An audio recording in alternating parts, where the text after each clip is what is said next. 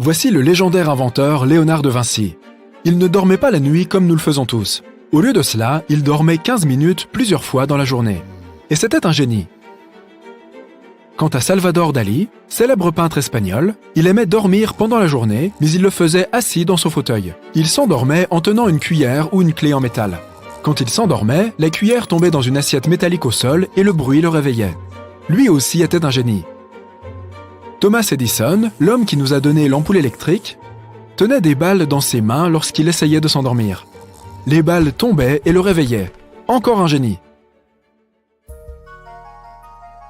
Ces hommes célèbres s'endormaient de cette façon étrange pour une raison bien précise. Ils essayaient d'entrer dans la zone crépusculaire, lorsque leur cerveau n'était plus tout à fait éveillé mais ne dormait pas encore. Les scientifiques pensent que les questions les plus cruciales pourraient bien trouver réponse dans cette phase du sommeil. La zone crépusculaire s'appelle en réalité l'hypnagogie. C'est le processus de transition de notre cerveau vers le sommeil. Ce n'est pas encore une phase de sommeil, mais une période pendant laquelle notre cerveau nous montre certaines hallucinations. Les personnes qui ont fait l'expérience de l'hypnagogie disent que leur cerveau rassemble toutes les informations auxquelles elles pensaient avant de dormir, les analyse comme un ordinateur et répond aux questions que l'on se pose. En d'autres termes, si tu es réveillé et que tu regardes une énigme, la zone crépusculaire va permettre à ton cerveau de la résoudre tout seul. Il va rassembler les faits en pilote automatique et te donner la réponse à la question à laquelle tu pensais avant de t'endormir. Mais il est crucial de te réveiller avant de t'enfoncer plus profondément dans les phases du sommeil et d'oublier tes déductions. C'est précisément ce que faisait Salvador Dalí. Le cliquetis d'une clé tombant sur une assiette le réveillait précisément au moment où son cerveau s'endormait. Et il faisait alors l'expérience de l'hypnagogie. Puis il notait immédiatement toutes ses observations. C'est pourquoi certaines de ses peintures ont l'air très étranges. Toi aussi, tu as sans doute connu un tel état, lorsque tu t'es soudainement réveillé en pleine nuit avec une idée et que tu l'as rapidement notée sur un bout de papier. Mais tu n'avais probablement pas pensé à quelque chose en particulier avant de t'endormir. Alors, quand tu as regardé tes notes le matin, tu as vu quelque chose comme « super pigeon informatique ».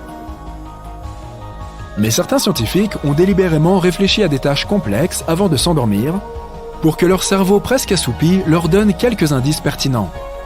James Watson, par exemple, a vu 2 serpents entrelacés dans son sommeil et a réalisé que c'est à cela que ressemble la structure de notre ADN. La zone crépusculaire est aussi appelée N1. C'est la première phase du sommeil. Des scientifiques ont récemment fait des expériences pour étudier cette zone crépusculaire. Une centaine de participants ont dû résoudre des problèmes mathématiques. À un moment donné, les scientifiques ont laissé les participants faire une pause. Ils se sont allongés dans un fauteuil dans une pièce sombre en tenant un gobelet dans leurs mains. Beaucoup de participants se sont endormis et ont laissé tomber le gobelet. Le bruit les réveillait et ils devaient continuer à résoudre les problèmes de mathématiques. Les résultats de l'expérience ont montré que 83% des participants qui s'endormaient et entraient dans la phase de la zone crépusculaire arrivaient à résoudre le problème, contre 30% parmi les participants qui sont restés éveillés. Les premiers n'ont eu besoin que de 15 secondes dans la zone crépusculaire pour obtenir un avantage considérable. Les scientifiques attribuent ce regain d'activité cérébrale et de créativité au fait que notre cerveau se trouve dans un état idéal, où notre cognition se relâche et où nous procédons à des associations bizarres. Si tu ne te réveilles pas pendant la phase N1 et que tu t'endors, ton cerveau va encore plus loin dans la phase N2. Ces 2 phases font partie du sommeil superficiel. Tu peux t'y réveiller sans problème. Dans la phase numéro 1, tu peux même encore entendre les sons qui t'entourent. Si tu t'es déjà endormi dans le métro, tu as été dans l'une de ces phases.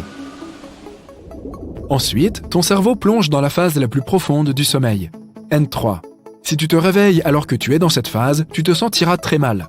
Tu resteras assis sur le bord du lit pendant un certain temps en essayant de reprendre tes esprits. Ce n'est pas surprenant, car si tu regardes l'activité de ton cerveau, la fréquence de tes ondes ralentit de plus en plus à chaque phase. Le sommeil à ondes lentes est aussi appelé sommeil non REM, sachant que REM signifie Rapid Eye Movement, ou mouvement oculaire rapide. La température de notre corps baisse légèrement pendant cette phase, et le cerveau utilise moins d'énergie.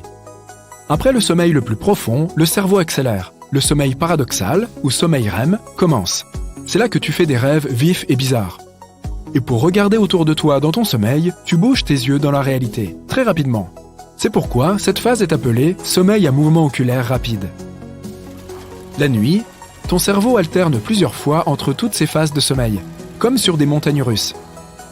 Et plus tu te rapproches du matin, plus le sommeil paradoxal est long. C'est pourquoi les rêves les plus longs et les plus vifs se produisent le matin. De plus, le sommeil paradoxal aide le cerveau à trier toutes les informations recueillies pendant la journée. Il met en évidence les informations dont il a besoin et les enregistre. Lorsque tu apprends quelque chose de nouveau ou que tu fais de l'exercice, les cellules de ton cerveau établissent de nouvelles connexions. En d'autres termes, il construit des ponts. Ainsi, lorsque tu veux utiliser cette information ou cette compétence, ton cerveau peut l'atteindre rapidement grâce à ces nouveaux ponts. Pendant le sommeil paradoxal, le cerveau fait quelques vérifications. Il envoie des signaux à travers toutes les connexions pour voir si tu les as utilisés ou non. Si tu joues de la guitare tous les jours, le cerveau laissera un pont responsable de cela. Mais s'il découvre quelque chose que tu n'as jamais utilisé, comme le fait passionnant que le mont Everest est aussi haut que 23 Empire State Building empilés, il détruira tout simplement ce pont.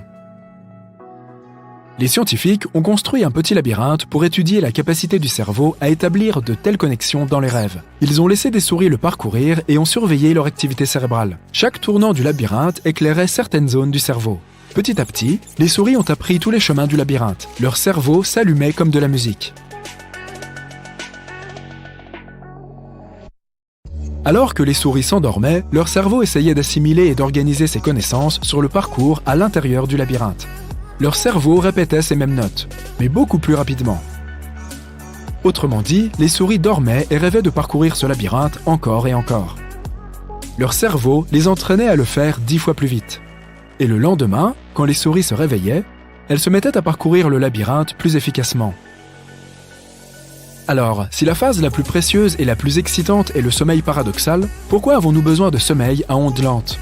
Beaucoup de gens pensent que c'est pour donner au cerveau une chance de se reposer. Mais le cerveau ne se repose jamais. Pas une seconde de toute ta vie. En réalité, le sommeil non-REM donne à ton corps un diagnostic matériel. Lorsque tu es éveillé, ton cerveau reçoit des signaux de la part de tous les sens. Les images de tes yeux, les sons de tes oreilles, etc. Mais quand tu dors, tous ces sens sont pratiquement désactivés. À ce moment-là, ton cerveau reçoit des signaux de tes organes internes. Et s'il trouve une erreur dans l'un d'eux, il envoie une alerte pour réparer ce bug. Les scientifiques ont testé cela en stimulant les organes d'un chat dans son sommeil. Son cerveau a perçu le stimulus et a répondu en plongeant encore plus profondément dans le sommeil pour y répondre. La deuxième fonction du sommeil non-REM est de nettoyer ton cerveau. Pendant que tu es dans une phase de sommeil profond, tes cellules nerveuses rétrécissent. Cela permet au liquide céphalorachidien de remplir les vides qui apparaissent. Ce fluide évacue les déchets et les toxines.